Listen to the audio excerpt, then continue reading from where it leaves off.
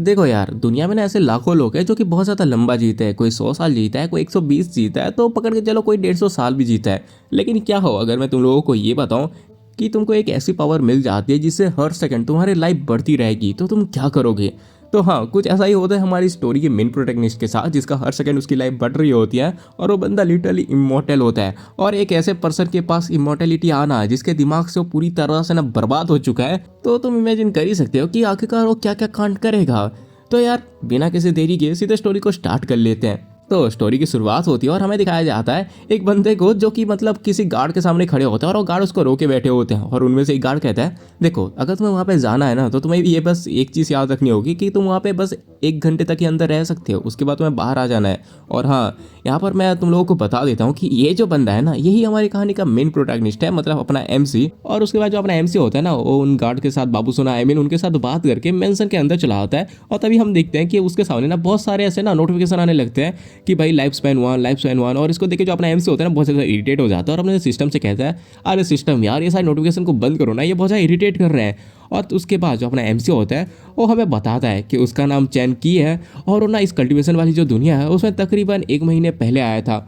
और उसके बाद पता नहीं कैसे उसको अचानक से एक सिस्टम दिखाई देती है जो कि हर सेकंड में उसके लाइफ का एक दिन बढ़ा रही होती है। लेकिन ये जो सिस्टम है ना, ये उसके लिए कोई खतरे की बात नहीं है, ये कुछ ऐसा है जैसे कि उसके बॉडी के लिए उसकी सोल है। अगर मैं तुम लोगों को साफ साफ शब्दों में समझाऊं तो ये कुछ ऐसा है कि बंदा जो है ना, वो पूरी तरह से इमोर्टल बन चुका है। हालांकि इसकी जो इमोर्टैलिटी है उसको तुम ताकत से नहीं जोड़ सकते।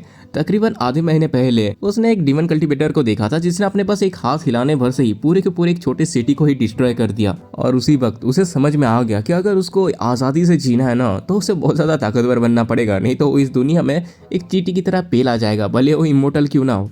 और ताकतवर बनने के लिए उसने ना दर्जनों सेक्ट में ना घुसने की कोशिश की, लेकिन सालों ने उसको बाहर का रास्ता दिखा दिया। लेकिन जो अपना एमसी होता है पूरा ढीठ होता है, वो हार ही नहीं मानता और एक रास्ते पे निकल लेता है। और उसके बाद अपना जो एमसी होता है हमें बताता है कि जब तक मैं इस रूम में बैठा हुआ हूँ, मुझे इस लेडी को अपनी यंग एनर्जी से इलाज करना होगा, और अगर मैं इसको करने में कामयाब हो गया तो मुझे इमोर्टल सेक्टर में जाने से किसी का बाप भी नहीं रोक सकता। और अपना एमसी ये सब सोच ही रहा होता है कि तभी हम देखते हैं कि वहाँ पे ना वो लेडी आती है और अपने एमसी से कहती है, अच्छा तो तुम आ गए। जिसके जवाब में जो अपना एमसी होता है कहता है, हाँ मैं तो आ गया। और वो लेडी को देख के सोच रहा होता है, अबे मुझे तो बताया गया था कि ये औरत बीमार है, लेकिन मैं अब देख रहा हूँ ये साला घोड़े की तरह दौड़ रही है। और अपना जो एमसी होता है ना, ये सब सोच ही रहा होता है कि तभी वो जो औरत होती है ना, अपने एमसी को अपने पास बुलाती है और पूछती है, क्या मैं सुंदर हूँ? और ये सुनते जो अपना एमसी होता है वो कहता है कि अरे हाँ हाँ, तुम तो पूरा माल लग रही हो। लेकिन तभी जो अपनी वो औरत होती है ना, वो अपनी लंबी सी जीभ निकाल के बोलती है, क्या मैं अब भी सुंदर हूँ? और ये देखने के बाद जो अपना एमसी है ना, उसकी बोलती बंद हो जाती है और वो चुपचाप खड़ा हो जाता है। और तभी वो जो औरत होती है ना, वापस से अपने एमसी मतलब अपने चैन से पूछती है, जवान लड़के, मैंने तुमसे पूछा ना क्या मैं अब भी सुंदर हूँ, तुम जवाब क्यों नहीं दे रहे? लेकिन तभी जो अपना चैन होता है ना, वो उसकी जीभ काट देता है और कहता है, अरे यार तुम अभी ना और भी ज़्यादा सुंदर लग रही हो। और ये करने के बाद ना जो अपना चैन होता है ना, वो उस औरत से माफ़ी भी मांग रहा होता है और ये सोचा होता है, मुझे पता था कि ये काम इतना ज़्यादा आसान नहीं हो सकता, लेकिन ये जो औरत है ये तो एक डीमन निकली। अब साला यहाँ से भागने का भी मुझे कोई रास्ता दिखाई नहीं दे रहा। चैन की इसी हरकतों को देख के जो वो लड़की होती है ना, मतलब वो औरत, वो बहुत ज़्यादा गुस्से में बोलती है, माफ़ी मांग रहे हो? अभी माफ़ी? ये सब करने के बाद मैं तुमको 2 ऑप्शन देती हूँ मरने का, या तो मैं तुम्हारा दिल सीधे खींच के निकाल लूँ, या दूसरी मैं तुम्हारे सारे के सारे जो लाइफ फोर्स है ना उसको चूज़ के निकाल लूँ। और ये सुनते जो अपना एमसी होता है ना, वो दूसरा ऑप्शन चूज़ करता है और कहता है कि अरे दो मैं दूसरा ऑप्शन चूज़ करता हूँ। और साथ ही में वो अपने मन में सोचा होता है, लाइफ फोर्स को उसको देना ये मेरे लिए ज़्यादा आसान होगा।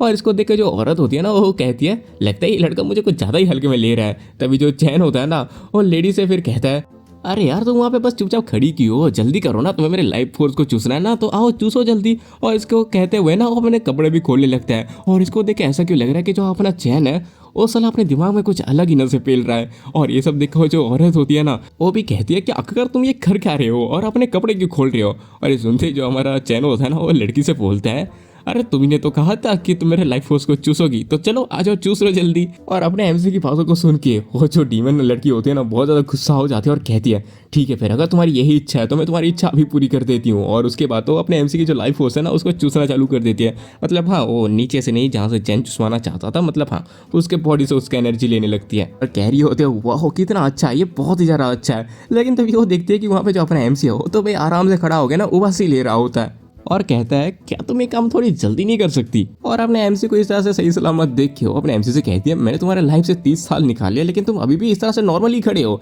अगर ऐसी बात है तो मैं फिर से करती हूँ। और इस बार ना वो अपने एमसी से ना 60 साल चूस लेती है और वो देखती है कि जो अपना एमसी है ना वो जमीन पे गिरा पड़ा है और इसको देख के वो बोलती है लगता है ये मर गया, चलो बढ़िया है, मेरे पास जितनी लाइफ एनर्जी है उसको सिमुलेट करने के लिए मुझे थोड़ा आराम कर लेना चाहिए। और जैसे वो ये बोल के ना आगे बढ़ी रही होती है उसको पीछे से ना आवाज़ सुनाई देती है और वो पीछे पलट के बोलती है ये आवाज़, कि तभी वो देखती है कि जो अपना एमसी होता है ना वो तो ज़मीन पे आराम से सो रहा होता है। और इसको देख के वो जो औरत होती है ना वो गुस्से से कहती है आखिरकार तुम्हारी हिम्मत कैसे हुई मेरे सामने सो के मेरी इंसल्ट करने की।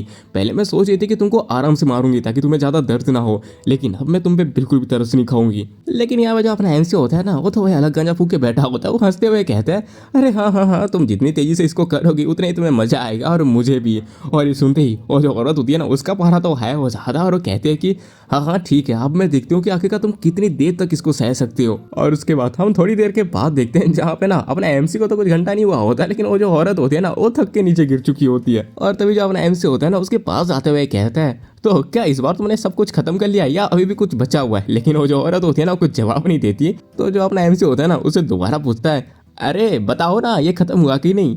और ये सुन के तो इस बार ये जो औरत होती है ना वो बहुत ही ज़्यादा गुस्सा हो जाती है और उसका पारा फटी जाता है और वो कहती है मैंने तुम्हारी ज़िंदगी से पूरे 100 साल निकाल लिए लेकिन अभी भी तुम सही सलामत खड़े हो, तुम इंसान हो भी या नहीं। और मुझे तो अभी भी यकीन नहीं हो रहा कि तुम अभी तक मरे नहीं, अब मैं तुम्हें जिंदा बिल्कुल नहीं छोड़ने वाली। इतना कहते ही ना वो जो औरत होती है ना एक स्वॉर्ड को समन करती है और सीधे अपने एमसी की तरफ बढ़ने लगती है। और इसको देख के जो अपना एमसी होता है ना उसकी पूरी तरह से फट जाती है और वो कहता है ओए ओए ओए तुम ये स्वॉर्ड लेके मेरे पास क्यों आ रही हो, हमारी डील हुई थी ना कि तुम बस मेरी लाइफ एनर्जी लोगी, तो ये तो चीटिंग हुई ना।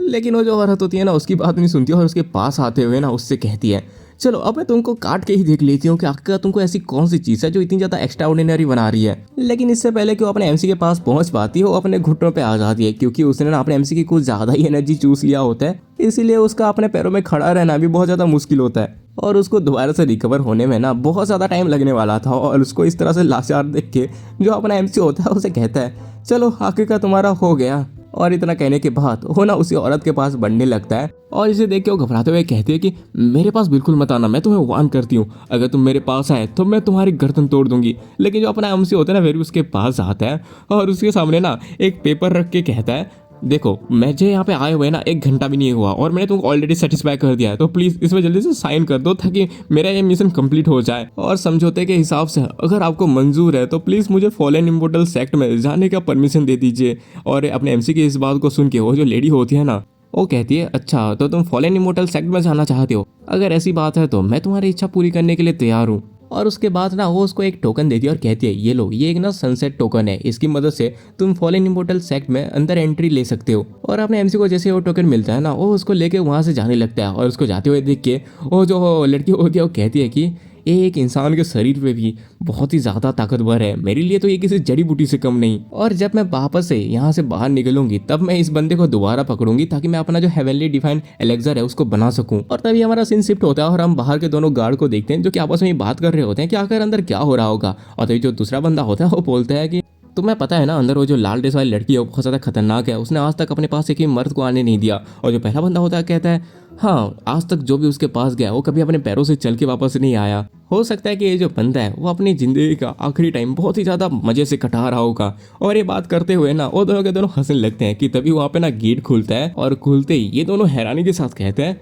आखिर ये बंदा ये बच कैसे गया। लेकिन तभी जब अपना एमसी होता है ना उनके पास आते हुए बोलते हैं अरे तुम दोनों मैंने अपना मिशन कंप्लीट कर लिया है। और ये सुनते ही वो दोनों के दोनों कहते हैं कि क्या मिशन कंप्लीट कर लिया, और वो रेड ड्रेस वाली लड़की का क्या हुआ। और ये सुनते ही जो अपना एमसी होता है वो कहता है कि अरे हाँ वो बहुत ज़्यादा थक गई थी इसलिए वो अंदर ना थोड़ी आराम कर रही है, खैर उसको जाने दो, ये देखो इसके अंदर उसका साइन है। और उसको ना अपना नोट दिखाता है और उसके बाद वो जो नोट होता है ना वो उनके हाथों में थमा के वहाँ से निकलने लगता है। और इसको देखो दोनों के दोनों बात करने लगते हैं अरे यार इसमें तो कोई शक नहीं है, ये तो कोई सी रेड ड्रेस वाली लड़की का ही साइन है। और तभी जो दूसरा बंदा होता है वो कहता है कि ये बात तो सही है लेकिन आखिरकार वो बंदा अपने पैरों में चल के कैसे जा सकता है, ये बात तो कोई सेंस ही नहीं बना रही। और उसके बाद हमारा सीन शिफ्ट होता है ठीक आधे घंटे के बाद जहाँ पे अपना जो एमसी होता है ना वो फॉरेन इमोर्टल सेक्ट में पहुंच चुका होता है। और उसको देख के वो बोलता है इमोर्टल के जो मेजर सेक्ट है उसके होने के लिए ये सच में बहुत ही ज़्यादा काबिल है। अब जब मैं यहाँ पर पहुंच चुका हूँ तो मुझे पहले जितनी भी मुश्किलें हुई थी अब मुझे वो इतनी ज़्यादा बुरी नहीं लग रही। और ये बोलते हुए वो अंदर जा ही रहा होता है कि तभी उसको ना दो गार्ड्स रोकते हैं और उनमें से एक कहता है भाई तू है कौन भाई और ऐसे अंदर घुस कैसे रहा है, तुझे पता है ना ये फॉलन इमोर्टल सेक्ट है और ये बस इमोर्टल्स के लिए है। और तभी जो अपना एमसी होता है वो कहता है सीनियर भाई आपको मैं बताना चाहता हूँ कि इस फॉलन इमोर्टल सेक्ट को ज्वाइन करने के लिए आपका छोटा भाई आज ही आया है। और उसकी बातों को सुन के वो जो गार्ड्स होते हैं ना वो कहता है कि एक मिनट, मुझे जहाँ तक पता है कि डिसाइबल को चुनने के लिए जो डिसाइबल सेरेमनी होगी वो तो 4-5 साल बाद होगी और इसीलिए छोटे जल्दी से यहाँ से दफा हो जाओ नहीं तो सजा भुगतने के लिए रेडी हो जाओ। लेकिन अपना जो एमसी होता है इतना सुनते हो कहता है अरे यार कुछ भी करने से पहले जरा इस टोकन को तो देख लीजिए, ये सनसेट टोकन है। और ये देखते ही जो गार्ड्स होते हैं ना पूरा हैरान हो जाता है और उसके हाथ से उस टोकन को लेके कहते हैं क्या सनसेट टोकन। और गार्ड को इस तरह से हैरान होता हुआ देख के जो अपना एमसी होता है वो कहता है एक मिनट क्या हुआ बड़े भाई, क्या इस टोकन में कोई दिक्कत है। लेकिन जो गार्ड होता है वो कहता है कि अरे नहीं नहीं नहीं कोई दिक्कत नहीं है। और ये सुनते ही जो अपना एमसी होता है वो खुश हो जाता है और कहता है इसका मतलब मैं फॉलन इमोर्टल सेक्ट में ज्वाइन कर सकता हूँ। और तभी वो जो गार्ड होता है वो कहता है कि हाँ कर सकते हो लेकिन तुम्हें उस रास्ते से जाना पड़ेगा। लेकिन जो अपना एमसी होता है वो कहता है लेकिन सीनियर ब्रदर मुझे तो बोला गया था कि मुझे अगर जाना है तो मुझे इसी रास्ते से जाना होगा। लेकिन जो गार्ड होता है वो कहता है देखो अगर तुमको फॉलन इमोर्टल सेक्ट में ज्वाइन होना है तो तुम्हें उसी रास्ते से ही जाना पड़ेगा। और ये सुनने के बाद जो अपना एमसी होता है ना वो उसी रास्ते से निकल जाता है और जाते हुए सोच चाहता है मुझे बस फॉलन इमोर्टल सेक्ट के अंदर जाना है भले मुझे किसी भी रास्ते से जाना पड़े। लेकिन हम तभी उन गार्ड्स को देखते हैं जो कि उसके पीछे पीछे बात कर रहे होते हैं। साला ये गधा मेन गेट से अंदर जाने की कोशिश कर रहा था, भले ही फर्क नहीं पड़ता कि उसके पास सनसेट टोकन है। उसकी बात सुन के जो दूसरा गार्ड होता है वो कहता है कि हाँ भाई 50 साल पहले इस टोकन का कुछ हाँ अहमियत हुआ करती थी लेकिन अब तो ये बस एक तरह का जोक है और कुछ भी नहीं। और उसके बाद हमारा सीन वापस से अपने एमसी की तरफ शिफ्ट होता है जहाँ पे अपना एमसी उसी रास्ते में जा रहा होता है और वो कह रहा होता है साला मैं इतनी देर से चल रहा हूँ लेकिन मैं अभी तक वहाँ पे पहुँच क्यों नहीं पाया। लेकिन तभी उसके सामने ना एक गेट देखता है और उसको देखते ही वो बहुत ज़्यादा खुश हो जाता है और कहता है कि अरे यार ये कितना ज़्यादा कमाल क्या है, सच में ये फॉलन इमोर्टल सेक्ट कहलाने के लायक है। और इतना बोलते ही ना वो सेक्ट के अंदर चला जाता है और अंदर जाते हुए वो देखता है कि उसके हर जगह पे ना काफ़ी ज़्यादा गंदगी होती है। और तभी वो उसके कुछ दूर पे देखता है कि कुछ लोग बैठे होते हैं और खाना खा रहे होते हैं। और उसका जो अपना एमसी होता है उनके पास आता है और कहता है देखिए सर मैं यहाँ पे ना एक न्यू डिसाइपल हूँ तो क्या आप लोग कुछ बता सकते हैं क्या मुझे कहाँ पे चेक इन करना होगा। और ये सुनते ही वो लोग ना उसकी तरफ थोड़ी देर तक देखते हैं लेकिन उस पर ज़्यादा ध्यान नहीं देते और वापस अपने खाना खाने लग जाते हैं। और जैसे ही अपना एमसी ये देखता है कि भाई उनमें से कोई भी बंदा उसके ऊपर ध्यान नहीं दे रहा बल्कि अपने आप में लगा हुआ है तो इस बार अपना जो एमसी होता है ना वो थोड़ा और ज़्यादा पोलाइट होकर उनसे कहता है सीनियर मैं यहाँ पे ना एक न्यू डिसाइपल हूँ। और अपना एमसी इतना कह ही रहा होता है कि तभी उनमें से एक बंदा कहता है देख लड़के यहाँ से जल्दी से बाहर चला जा, मुझे नहीं पता कि आखिरकार नर्सिंग होम वालों ने कब से न्यू डिसाइबल रखना चालू कर दिया। और उसकी बातों को सुनकर जो अपना एमसी होता है ना अपना सनसेट टोकन बाहर निकालता है और कहता है देखिए सीनियर मेरे पास ये सनसेट टोकन है, आप चाहे तो इसको चेक कर सकते हैं। और इसको देखते ही ना उनमें से एक बंदा सीधे आता है और अपने एमसी के हाथ से वो सनसेट टोकन लेता है और कहता है कि अरे हाँ ये तो सच में सनसेट का ही ऑर्डर है, आखिरकार तुम्हें ये कहाँ से मिला और अगर तुम्हारे पास ये है तो तुम बेवकूफ़ यहाँ पे नर्सिंग होम पे क्यों आए हो डिसाइबल बनने के लिए। और ये सुनते ही जो अपना एमसी होता है ना वो थोड़ा हैरान हो जाता है। और तभी ना हम दूसरे लोगों को देखते हैं जो कि अभी भी उसके ऊपर ध्यान नहीं दे रहे होते हैं। और तभी वहाँ पे ना एक बंदा आता है और कहता है अरे यार अपनी बकवास बंद करो, पिछले 50 साल से नर्सिंग होम पे कोई भी न्यू डिसाइपल नहीं आया, तुम यहाँ पे रह के अपनी ज़िंदगी खराब करना ही क्यों चाहते हो, यहाँ पे धूल और मिट्टी के अलावा तुम्हें कुछ भी नहीं मिलेगा। और तभी उनमें से एक और बंदा कुछ बोलने ही वाला होता है कि तभी वो जो बंदा होता है ना उसकी बातों को काट के फिर से कहता है तुम सब अपनी बकवास बंद करो। और वो अपने एमसी से कहता है बच्चे मैं तुमसे दोबारा पूछना चाहता हूँ क्या तुम सच में नर्सिंग होम में ज्वाइन करना चाहते हो। और ये सुनते ही जो अपना एमसी होता है उससे बोलता है मेरा एक सवाल है आपसे, क्या नर्सिंग होम वाले इमोर्टल्स को एक्सेप्ट करते हैं। और ये सुनने के बाद जो आंखों में पट्टी बांधने वाला बंदा होता है वो कहता है वैसे अगर देखा जाए तो फॉलन इमोर्टल सेक्ट के ये 4 कोर्टयार्ड में से एक है। ये सुनते ही जो हमारा एमसी होता है वो कहता है कि ठीक है फिर तब मैं तैयार हूँ। और ये सुनते ही जो आंखों में पट्टी बांधने वाला बंदा होता है ना वो कहता है ठीक है अगर ऐसी बात है तो तुम आज से इस नर्सिंग होम के डिसाइपल हो और यहाँ पे जितने भी लोग हैं वो सारे के सारे तुम्हारे मास्टर हैं। ये सुनते ही जो अपना एमसी होता है वो सभी को रिस्पेक्ट से ग्रीट करता है। और उन सभी में से ना एक बंदा उठता है और बोलता है कि ठीक है मेरा खाना खत्म हो चुका है, तुम लोग ये बर्तन साफ कर देना। और दूसरा बंदा भी बोलता है हाँ त्यानियान हमने भी अपना खाना खत्म कर लिया है तो ये बर्तन साफ कर देना। और ये सुनते ही जो त्यानियान होता है ना वो बहुत ज़्यादा गुस्सा हो जाता है और कहता है कि तुम लोग हमेशा मुझे गुस्सा दिलाते हो और क्या तुम लोग अपने जो मार्शल एथिक्स हैं उस सबको भूल चुके हो। लेकिन तभी हम देखते हैं कि अपना जो एमसी होता है वो त्यानियान से पूछता है मास्टर बताइए मुझे क्या करना है।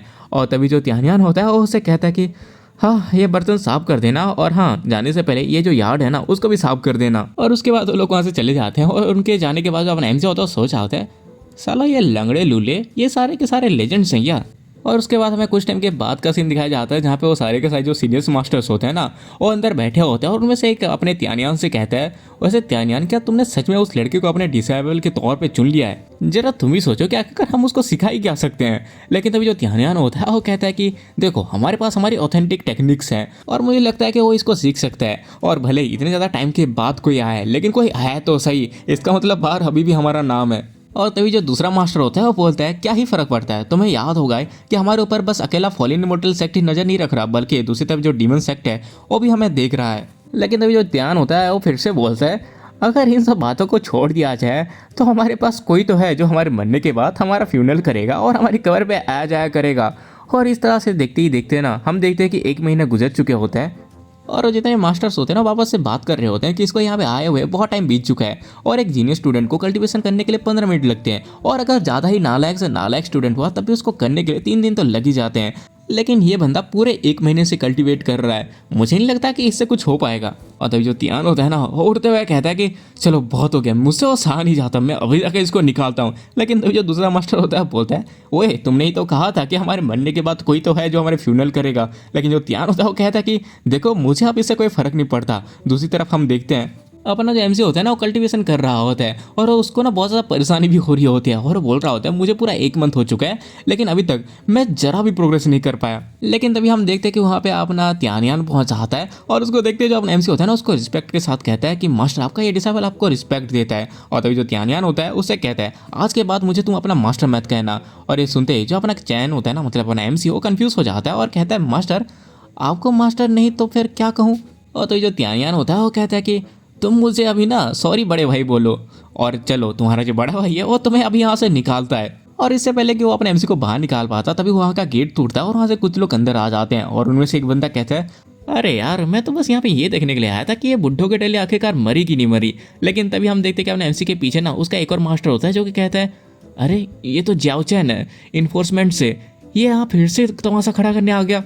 और तभी जो जाओ चैन होता है वो बोलता है लगता है तुम्हारे पास अभी भी खाना पानी बचा हुआ है, चलो अभी जल्दी से चले जाओ यार, वैसे भी तुम्हारी अपाहिजों की जो जिंदगी है वो कचरे से ज़्यादा कुछ भी नहीं है। और ये सुनते ही जो अपना एमसी है ना उसका एक और मास्टर बोलता है जाओ चैन अपनी जबान संभाल के, तुम ये भूलो मत कि हम भी फॉलन इमोर्टल सेक्ट के सीनियर्स हैं और हमारा रैंक अभी भी तुमसे बहुत ज़्यादा ऊपर है और तुम अपने सीनियर्स से इस तरह से बात करोगे। और ये सुनते ही जो जाओ चैन होता है ना वो कहता है कि हाँ सीनियर्स तुम अभी मजाक मत करो, तुम में से हर कोई लंगड़ा लूला अंधा है, तुम में से एक बंदा भी नॉर्मल नहीं है और तुम जैसे लोग फॉलन इमोर्टल सेक्ट के लिए एक बीमारी के अलावा और कुछ भी नहीं है। और तो जो त्यानियान होता है वो बोलता है जाओ चांद तुम यहाँ पे हमारी बेइज्जती करने आए थे ना और तुमने कर ली, इसलिए प्लीज़ यहाँ से आप चले जाओ। और ये सुनते जो जाओ चैन होता है वो कहता है अरे यार मैंने तो अभी तक पूरे मज़े ही नहीं लिए, तो मैं आखिरकार यहाँ से क्यों जाऊँ, तो चलो सारे के सारे यहाँ पे लाइन बना के ना मेरे नीचे रहेंगो, अगर ऐसा तुमने नहीं किया ना तो मैं इस जगह को जला के राख कर दूंगा। और ये सुनते ही जो अपना ध्यान होता है ना वो चिल्लाते हुए कहता है इतनी ज़्यादा घमंडी मत बनो।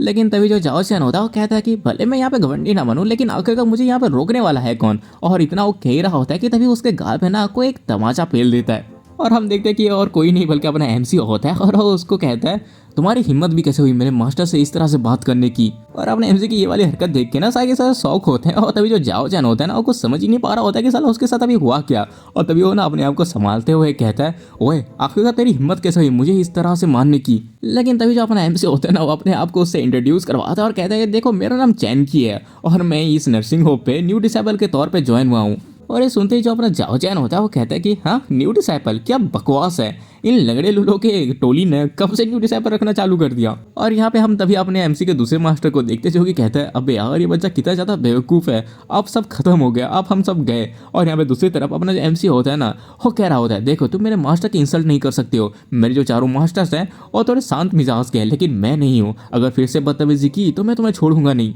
लेकिन तभी हम देखते हैं कि जो मास्टर त्यायन होता है ना वो अपने एमसी से कहता है अरे यार तुम यहाँ पे क्या बकवास कर रहे हो, जल्दी से यहाँ से भाग जाओ। इतना वो कह ही रहा होता है कि तभी हम देखते हैं कि जो जाओ चैन होता है वो बोलता है तुम्हें किसने कहा कि ये यहाँ से भाग सकता है, ओए बच्चे जल्दी से अपने घुटनों में बैठो और मुझसे माफी मांगो। और वो इतना कह ही रहा होता है कि हम देखते हैं अपना जो एमसी होता है ना वो उसके दूसरे गाल पे भी एक तमाचा पेल देता है। और जैसे जाओ चैन फिर से एक थप्पड़ खाता है और बोलता है तुम्हारी हिम्मत कैसे हुई मुझे फिर से थप्पड़ मारने की। और वो गुस्से पे अपने एमसी को ऊपर हमला कर देता है जिससे जो अपना एमसी होता है जमीन पे गिर जाता है। और इसको देखते ही जो मास्टर त्यायन होता है ना वो उसकी फिक्र करते हुए ना उसका नाम चला के कहता है कि चैन। और तभी जो अपना जाओ चैन होता है वो बोलता है बेवकूफ़ बच्चे तुम्हें पता भी है क्या आखिरकार मैं हूँ कौन। तुमने लॉ इन्फोर्समेंट के पर्सन के ऊपर हाथ लगाने की हिम्मत की है, इसीलिए अब मरो। और तभी हम अपने एमसी के दूसरे मास्टर को देखते हैं जो कि चिल्लाते हुए जाओ चैन से कहता है, जाओ चैन ये बस एक साधारण सा बच्चा था जिसके पास कोई भी कल्टीवेशन नहीं है, तुमने बिना कुछ समझे इसकी जान ले ली, तुम्हें जरा भी अंदाजा है कि आखिरकार तुमने क्या किया है। लेकिन तभी जो जाओ चैन होता है वो कहता है, हम सारे के सारे कल्टीवेटर्स हैं और तुम्हें क्या लगता है कि मुझे इस बात का अंदाजा नहीं है? और क्या तुम्हें नहीं लगता कि ये बहुत ज़्यादा मज़ेदार है? मैंने आज 2 बार यहाँ पे थप्पड़ खाया है, इसका खजाना तो तुम्हें लेना ही पड़ेगा और तुम बुढ़ों को अपने घुटनों में बैठ के रेंगते हुए मेरे टांगों के बीच से गुजरना होगा, तब जाके शायद मैं तुमको माफ़ कर दूँ। और अगर ऐसा नहीं किया, और वो इतना कह ही रहा होता है कि तभी ना वो अचानक से बहुत जोर से चिल्ला होता है और हम देखते हैं कि उसके पैरों में ना अपने एमसी ने काट लिया होता है और वो कहता है, मैंने तुमसे पहले ही कहा था ना कि तुम मेरे मास्टर को बुरा नहीं बोल सकते। और ये देख के वहाँ पे जितने भी लोग होते हैं सारे हैरान हो जाते हैं और जो अपना त्यानियान होता है वो कहता है, 1 मिनट, क्या ये मरा नहीं था? और तभी हम अपने जाओ चैन को देखते हैं जो कि कहता है, तुम अभी तक नहीं मरे, लेकिन कोई बात नहीं, इस बार तुम पक्का मर जाओगे। और इतना कहते ही वो अपने एमसी को ऊपर ना खतरनाक हमला करता है जो कि सीधे जाकर ना अपने एमसी को लगता है। और तभी जाओ चैन कहता है, इस बार तो ये पक्का नहीं उठने वाला। और इसको देख के जो मास्टर त्यानियन होता है ना वो बहुत ज़्यादा गुस्सा हो जाता है और गुस्से में चिल्ला के बोलता है, जाओ चैन तुमने तो हद ही पार कर दी, तुम्हें ये पता होना चाहिए कि हम सब यहाँ पर हैं। और जो दूसरा मास्टर होता है ना वो भी बोलता है, बहुत हो गया, अब मैं और नहीं देख सकता, अब तुम्हें मरना ही होगा। और तभी जो जाओ चैन होता है वो बोलता है, तुम लोग अपनी इस हालत में भी डिसाइपल को रख रहे हो और मुझे नहीं लगता कि मैं इस जैसे चूजे को अगर 1000 बार भी मार दूं तब भी सेक्ट मुझे कुछ कहेगा। हाँ चलो अब इसका काम तो हो गया, अब तुम सारे खुसट बुड्ढों की बारी है। और इतना वो कह ही रहा होता है कि तभी वो ना फिर से बहुत जोर से चिल्लाता है। और इस बार हम देखते हैं कि अपना जो एमसी होता है ना फिर से नहीं मरा होता है, बल्कि उस बंदे ने ना इसके गोटे पकड़ लिए होते हैं।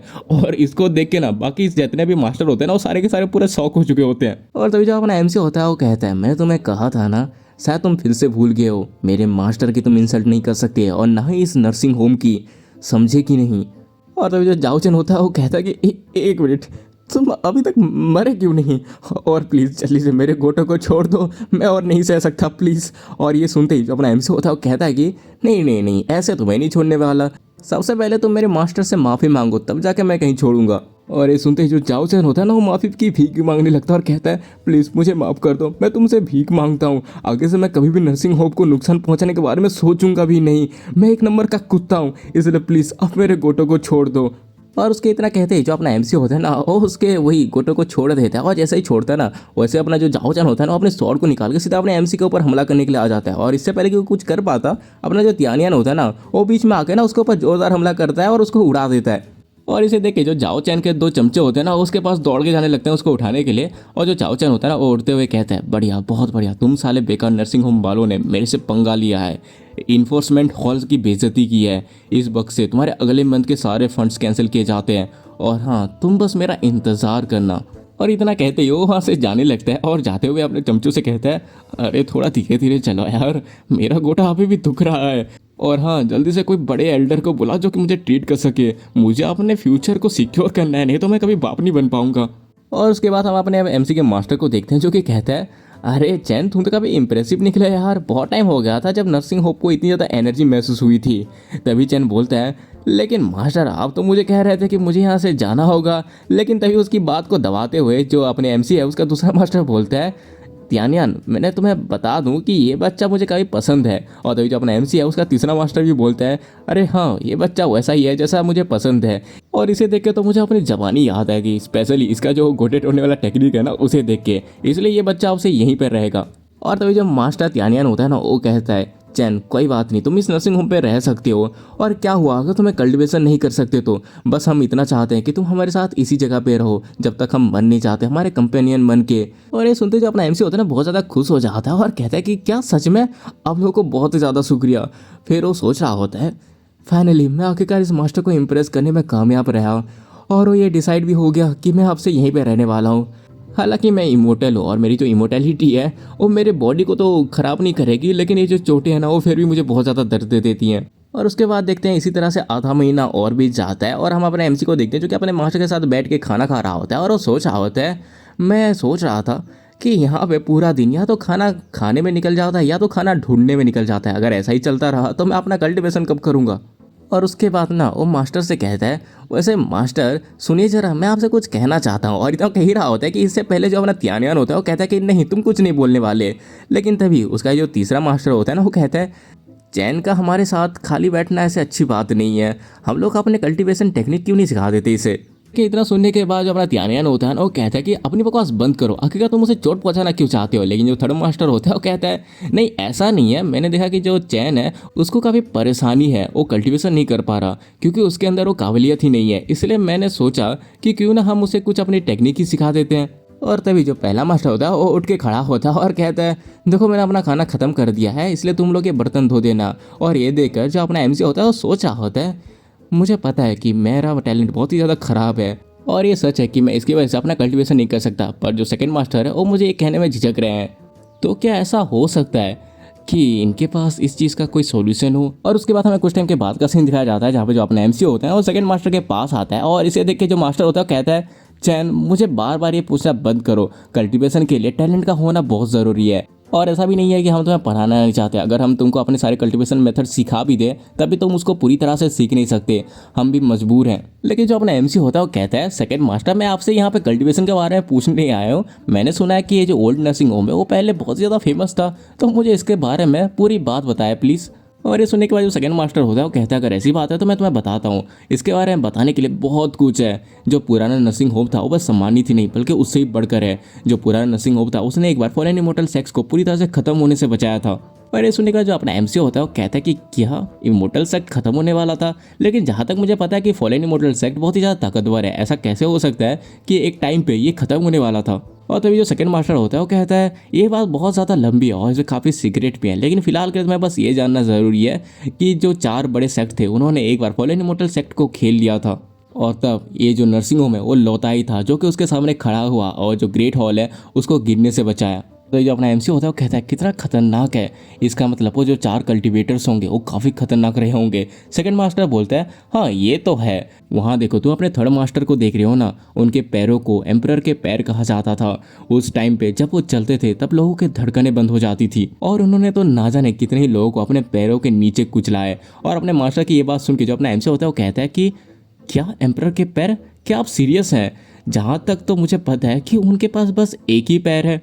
और जो सेकंड मास्टर होता है वो कहता है कि हाँ मैं पूरी तरह से सीरियस हूँ। जो थर्ड मास्टर है उसके पास एम्परर फीट की टेक्निक थी और मेरे पास डिमन डबल फिस्ट की टेक्निक थी, और तुम्हारे त्यानियन मास्टर की हेवनली आइस वो तो भाई कमाल की थी। और उस टाइम पे चारों सेक्ट हार गए थे और अपने हथियार और कवच छोड़ के भाग गए थे। और तभी जो अपना एमसी होता है पूछता है क्या आप लोग जीत गए थे? तो फिर आपने अपना हाथ, थर्ड मास्टर ने अपना पैर और त्यान मास्टर ने अपनी आंख कैसे खो दी? और ये सुनने के बाद जो मास्टर होता है वो कहता है ये इसलिए हुआ क्योंकि जो टेक्निक हम प्रैक्टिस कर रहे थे उनमें कुछ खामियां थी, या फिर मैं ये कहूँ कि जो टेक्निक हम प्रैक्टिस कर रहे थे उनको फॉरबिडन आर्ट कहा जाता है। और ये जो फॉरबिडन आर्ट है वो काफ़ी ज़्यादा पावरफुल और इफेक्टिव है। हमारे पास इन टेक्निक को कल्टीवेट करने के अलावा और कोई चारा भी नहीं था क्योंकि हमें फॉलन इमोर्टल सेक्ट को बचाना था, लेकिन इसके बदले हमें अपने बॉडी के कुछ पार्ट्स की कुर्बानी भी देनी पड़ी। और उनकी बात को सुनकर जो अपना एमसी होता है वो कहता है आपने तो फॉलन इमोर्टल सेक्ट के लिए इतनी बड़ी कुर्बानी दी, आप तो हीरो, लेकिन फिर भी आपके साथ इतना ज़्यादा बुरा व्यवहार क्यों किया जाता है? और ये सुनते ही मास्टर कहते हैं ये काफ़ी लंबी कहानी है, लेकिन मैं तुमको अगर शॉर्ट में बताऊं तो ये बस हमारे फॉरबिडन आर्ट की वजह से हुआ है। फॉरबिडन आर्ट को प्रैक्टिस करना रूल के खिलाफ है क्योंकि ये कल्टीवेशन के सही बात को फॉलो नहीं करती और ये हमारी बेबसी का ही कारण है। और तभी जो अपना एमसी होता है उनसे कहता है तो आप मुझे ये क्यों नहीं सिखाते? और ये सुनते ही जो मास्टर होता है ना बहुत ज़्यादा भड़क जाता है और चिल्लाए कहता है क्या तुम्हारा दिमाग खराब हो गया है? ये जो फॉरबिडन आर्ट है ये बस तुम्हारे बॉडी को ही नुकसान नहीं पहुंचाती बल्कि ये तुम्हारे लाइफ एनर्जी को भी ले लेती है। अगर हम इन आर्ट से दूर रहें तब हम 100 साल या 1000 सालों तक बिना किसी परेशानी के जी सकते हैं। ये आजकल की तरह नहीं है जहां हम दिन ब दिन बस जीते ही चले जा रहे हैं। और ये सुनने के बाद जो अपना एमसी होता है वो कहता है अगर ये बस लाइफ एनर्जी को ट्रेन करती है तब तो मुझे कोई दिक्कत नहीं होगी, लेकिन जो मास्टर होता है वहाँ से जाते हुए कहता है तुम्हें अभी इसके बारे में नहीं सोचना चाहिए, मैं तुमको मंजूरी नहीं दूंगा। लेकिन तभी जो अपना एमसी होता है उसको रोकते हुए कहता है लेकिन जो फोर्थ मास्टर है वो तो बिल्कुल तरह से ठीक है, वो तो कहीं पे भी डिसेबल नहीं है। लेकिन जो मास्टर होता है वो कहता है देखो चैन जो फोर्थ मास्टर है वो दिमागी तौर पे सही नहीं है, समझे? और उसके बाद मास्टर वहाँ से चले जाते हैं और उनके जाने के बाद जो अपना एमसी होता है वो कहता है भले ये दूसरों के लिए ख़राब हो सकती है मगर ये मेरे लिए परफेक्ट है, जबकि मेरे पास कल्टीवेशन के लिए कोई भी टैलेंट नहीं है और ये चीज़ मुझे इसको सीखने के लिए परफेक्ट बनाती है। अगर सेकंड मास्टर और थर्ड मास्टर मुझे ये नहीं सिखाएंगे तो मैं फोर्थ मास्टर को ढूंढूंगा और फॉरबिडन आर्ट को सीखने के लिए कोई ना कोई रास्ता निकालूंगा। और उसके बाद हमें थोड़ी देर के बाद का सीन दिखाया जाता है जहाँ पे जो अपना एमसी होता है ना वो सीधे फोर्थ मास्टर के पास चला जाता है जो कि दिमाग से पैदल होता है और उनको ग्रीट करते हुए कहता है मास्टर आप यहाँ पे क्या कर रहे हैं? तो जो मास्टर होता है उसे जवाब देता है मुझे कुछ मिला है। चैन पूछता है कि क्या मास्टर? और ये जो मास्टर होता है वो कहता है तुम हर 60 सेकेंड में सांस लेते हो। और ये सुन के जो अपना एमसी होता है वो थोड़ा सा हैरान हो जाता है, लेकिन जो मास्टर है ना वो पूछते हैं यहाँ तुम मुझसे ढूंढते हुए आए हो, बताओ तुम्हें मुझसे क्या चाहिए। और जो अपना एमसी होता है वो सोचा होता है फोर्थ मास्टर तो कमाल के हैं, इन्होंने तो मुझे बस देख के ही पता लगा लिया कि मैं इनसे कुछ मांगने आया हूँ। और उसके बाद जो अपना एमसी होता है वो उनसे बोलते हैं हाँ मास्टर मैं आपसे कुछ चाहता हूँ। और जो मास्टर है वो बोलते हैं अगर मैं अंदाज़ा लगाऊं तो मेरा अंदाज़ा बिल्कुल सही है। और ये सुनते ही जो अपना एमसी होता है ना वो अजीब से शक्ल बना के सोचा होता है अब इन्होंने क्या अंदाज़ा लगा लिया। और उसके बाद वो उससे कहता है प्लीज़ मास्टर मुझे फॉरबिडन टेक्निक सिखा दीजिए। और जो मास्टर होता है ये सुन के बोलते हैं वैसे तुम अपने फोर्थ मास्टर के बारे में क्या सोचते हो। और ये सुन के जो अपना एमसी होता है ना वो फोर्थ मास्टर को मस्का लगाने लगता है, लेकिन जो फोर्थ मास्टर होता है वो समझ जाता है। और उसके बाद वहाँ से जाते हुए कहते हैं अगर तुम अपने फोर्थ मास्टर को जानने में टाइम लगा रहे हो इसका मतलब तुम बस अपने टाइम को बर्बाद कर रहे हो। लेकिन जो अपना एमसी होता है ना उसको रोकते हुए कहता है मास्टर प्लीज़ रुकिए, किसी एक की सलाह सुनना 100 वर्ड सुनने से अच्छा होता है और इसीलिए मुझे माफ़ कर दीजिए कि मैं ये समझ नहीं पाया। और अपने एमसी की बात सुन के जो मास्टर है वो कहता है जवान लड़के तुम काफ़ी अच्छा बोल लेते हो, इसलिए ठीक है मैं तुम्हें सिखाऊंगा तुम्हारे मास्टर के तौर पे। और तो जो अपना एमसी होता है अपने मन में सोचा होता है धत यार यही चीज़ तो थी जो कि मास्टर सुनना चाहते थे। और उसके बाद वो कहता है कि मास्टर अब मुझे आप फॉरबिडन आर्ट्स सिखा दीजिए। और मास्टर ये सुनते ही कहता है यहाँ पे जो तालाब है ना उसके अंदर जंप कर दो। और जो अपना एमसी होता है वो वहाँ पे एक बोर्ड को दिखा के कहता है देखिए मास्टर यहाँ पे तैरना मना है। लेकिन ये जो मास्टर होता है वो कहता है लेकिन ये जो तालाब है ये फॉरबिडन एनर्जी से भरा हुआ है, अगर तुम इसमें जाते हो तो तुम्हारी जो फॉरबिडन टेक्निक की सीखने की जो स्पीड है वो बहुत ही ज़्यादा तेज़ हो जाएगी, तुम्हें ये करना ही होगा समझे ना। और ये सुनते ही जो अपना एमसी होता है ना उसका मुंह लटक जाता है क्योंकि उसको कुछ समझ ही नहीं आ रहा होता। लेकिन तभी जो मास्टर होता है ना वहाँ से जाने लगता है और कहता है हाँ आजकल के बच्चे कितने ज़्यादा कमज़ोर हैं, ताकत तो हमारे ज़माने में हुआ करती थी। और इधर हम अपने एमसी को देखते हैं जो कि तालाब के पास खड़ा होकर सोचा होता है चल बेटा चैन कुछ ना से कुछ ही बेहतर है, यहाँ मुझे आगे बढ़ना ही पड़ेगा। और उसके बाद जो अपना एमसी होता है जैसे ही तालाब के अंदर पैर रखता है उसकी जो लाइफ है ना वो -1 से घट जाती है। और इसको देखिए जो अपना एमसी होता है वो कहता है अरे यार मास्टर ने तो बिल्कुल सही कहा था, ये नॉर्मल बॉडी के लिए बहुत ज़्यादा खतरनाक है, ये तो मैं हूँ जो अभी तक यहाँ पे खड़ा है, अगर कोई नॉर्मल बंदा होता तो अब तक मर चुका होता। और उसका जो अपना एमसी होता है ना थोड़ी और गहराई पे जाता है और जाते ही कहता है हालांकि ये जो नॉर्मल बॉडी है उसके लिए बहुत ज़्यादा खतरनाक है, लेकिन मेरी जो बॉडी है वो बहुत ज़्यादा अजीब महसूस हो रही है और तो और मेरी जो विटिलिटी है ना वो भी बढ़ रही है। और उसका हमारा सीन शिफ्ट होता है और हम 2 घुसपैठियों को देखते हैं जो कि चोरी छुपके नर्सिंग होम में घुस आते हैं और आपस में बात कर रहे होते हैं। ये तो वही ओल्ड नर्सिंग होम है जहाँ पे वो फॉरबिडन आर्ट्स वाले बुढ़े रहते हैं। आज तो लक हमारे साइड है, बस एक बार वो फॉरबिडन टेक्निक हमारे हाथ लग जाए फिर हम जल्दी से यहाँ से निकल जाएंगे। फॉलन इमोर्टल सेक्ट को अगर हमारे बारे में पता चल गया तो मुसीबत खड़ी हो जाएगी। वहाँ देखो वहाँ पर एक बंदा है, चलो उससे पकड़ते हैं और पूछताछ करते हैं। हम देखते हैं कि वो दोनों ना हमारे एमसी के पीछे खड़े होते हैं और पहला जो बंदा होता है वो दूसरे बंदे से कहता है अरे ये बंदा तो कचरा है, हम इसके पीछे पहुंच गए और इसको कोई भनक ही नहीं है। और उसके बाद वो बंदा ना बहुत लंबी जंप करता है और कहता है कि मैं इसको पकड़ता हूँ। और उसके बाद अपने एमसी को पकड़ लेता है और कहता है अरे इसको पकड़ना तो बहुत ही ज़्यादा आसान है। और उसके बाद वो अपने एमसी से कहता है देखो यहाँ पे चिल्लाने की कोशिश मत करना नहीं तो मैं तुम्हें मार डालूंगा।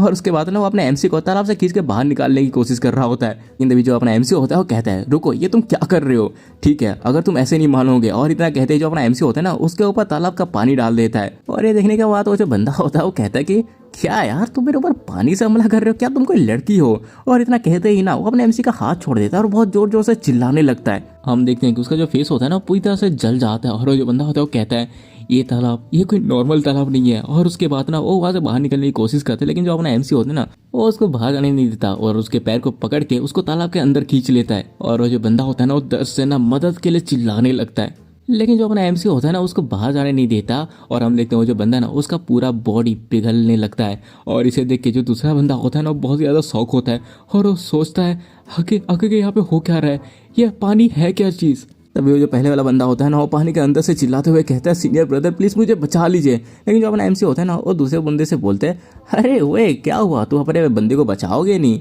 लेकिन वो जो बंदा होता है ना वो तभी हैरान होकर बस खड़ा होता है, उसके मुंह से कुछ निकल नहीं रहा होता। और तभी जो अपना एमसी होता है ना वो पहले बंदे को पानी से बाहर निकालता है और उसे बोलता है यार वो तो तुझे नहीं बचाएगा। और यहाँ पे हम देखते हैं ये जो पहला बंदा होता है ना वो अपने एमसी से बोलता है प्लीज़ प्लीज़ मुझे माफ़ कर दो, मुझे छोड़ दो, मैं जीना चाहता हूँ। लेकिन जो अपना एमसी होता है ना वो उस पर बिल्कुल भी रहम नहीं करता और उसको वापस से पानी में डुबा देता है, जिसपे वो जो बंदा होता है ना सिर्फ हड्डियां ही बचती हैं। इसका मतलब वो जो बंदा होता है वो पेला जाता है और इसको देख के जो बाहर खड़ा हुआ बंदा होता है ना बहुत ज़्यादा गुस्सा हो जाता है और सीधे अपने एमसी के ऊपर हमला करने के लिए कूद जाता है और हवा में रहते ही अपने एमसी के ऊपर हमला करता है। और वो कहता है अच्छा मैं समझ गया, जब तक मैं इस तालाब से दूर हूँ तब तक मैं सेफ हूँ। और ये बंदा ये भी मुझे ज़्यादा स्ट्रॉन्ग नहीं लग रहा, इसी तरह से मैं इसको आसानी से हरा सकता हूँ। और इधर जो अपना एमसी होता है अपने मन में सोच रहा होता है मैंने इस तालाब में बहुत समय बिता लिया है और मुझे महसूस हो रहा है कि मेरी जो फिजिकल बॉडी है वो काफ़ी स्ट्रांग हो गई है और मैंने इस बंदे का जो हमला है उसको भी आसानी से सह लिया। लेकिन तभी हम देखते हैं कि जो बंदा होता है ना फिर से अपने एमसी को हमला करता है जो कि सीधा अपने एमसी को जाके लगता है और इसके बाद जो अपना एमसी होता है ना वो वापस से तालाब के अंदर चला जाता है और तभी वो जो बंदा होता है वो अपने एमसी से कहता है चलो देखते हैं आखिरकार तुम कब तक मुझसे बच के इस तालाब में छिपे रहते हो। लेकिन तभी जो अपना एमसी होता है ना उसके पीछे से आके उसके ऊपर पानी से हमला करता है और वो जो बंदा होता है ना उस पानी से बचने के लिए उससे दूर भागने लगता है, लेकिन उस हमले से उसका जो एक हाथ होता है ना वो बच नहीं पाता और उसके हाथ में वो पानी लग जाता है और उसका जो हाथ होता है ना वो जल जाता है। और ये देखते ही जो बंदा होता है ना अपने एमसी को गुस्से से कहता है तुम साले छोटे चूहे, अगर तुम्हारी हिम्मत है तो बाहर आके लड़ मुझसे। मगर जो अपना एमसी होता है उसको बोलता है अगर तेरे अंदर हिम्मत है तो तू यहाँ आके दिखा ना। लेकिन तभी हम देखते हैं कि वो जो बंदा होता है ना अपने एमसी को रस्सी से पकड़ लेता है और हम देखते हैं कि इन दोनों के बीच ना टॉग ऑफ वॉर का मैच चलने लगता है। ये भाई उसको खींच रहा है, वो भाई इसको खींच रहा है। लेकिन तभी वो जो बंदा होता है ना वो अपने एमसी को जोर से पानी के बाहर खींचता है, लेकिन जो अपना एमसी होता है ना वो अपने आप को रोक लेता है। और तभी वो जो बंदा होता है वो कहता है मैंने तुमको अंडर एस्टिमेट किया था, तुम्हारे अंदर ताकत तो है मगर। और उसके बाद वो अपने एमसी को फिर से खींचने लगता है, लेकिन अपना एमसी को वो खींच नहीं पाता। और उसके बाद तो फिर से अपने एमसी से कहता है तेरे से कचरे ने हमें चुनौती देने की कोशिश की है। लेकिन यहाँ पे हम देखते हैं अपने एमसी को जो कि उसकी बात को ध्यान नहीं दे रहा होता और वो खुद में ही बड़बड़ा रहा होता है। हाँ, हालांकि मेरी जो बॉडी है वो काफ़ी स्ट्रांग हो चुकी है मगर फिर भी मेरा किसी डीमन कल्टीवेटर के सामने कोई मुकाबला नहीं है।